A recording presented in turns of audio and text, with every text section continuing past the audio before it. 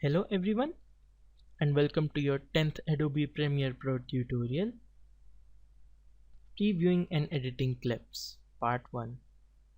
In this tutorial, we will learn how to preview our clips, our media, how to edit them, how to navigate through them, how to add them to our sequence, and how to cut and edit them. So let's start. In order to start working on the clips, we need to import some media files. We can import them using the media browser that we learned in the previous tutorials. For the purpose of this tutorial, I have already imported two media, the video 1 and the video 2.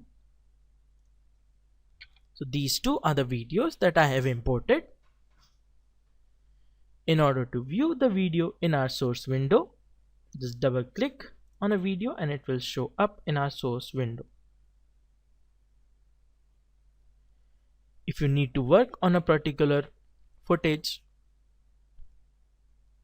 and you need more space, just expand the windows for the time you are working, and then it will help you do your work more properly and clearly.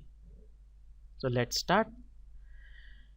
In order to navigate through the clip, after we double click on the clip, here on the icon, it gets added in the source window. We can view it and move through it by pressing the play button.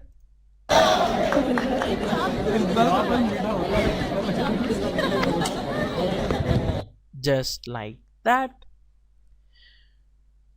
We can move in real time by pressing the play button.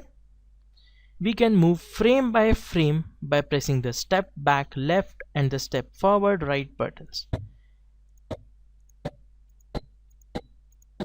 As you can see, it moves frame by frame.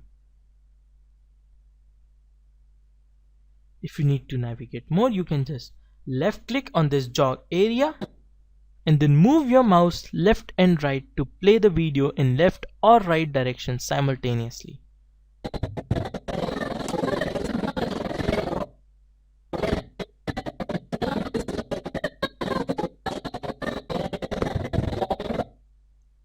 This can be used for fast preview or fast accessing of the point you are searching for.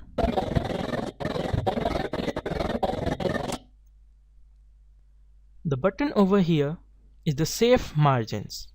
Now this save margins, when you click, this shows the action and title save areas. The outer box is the action save and the inner box is the title save area.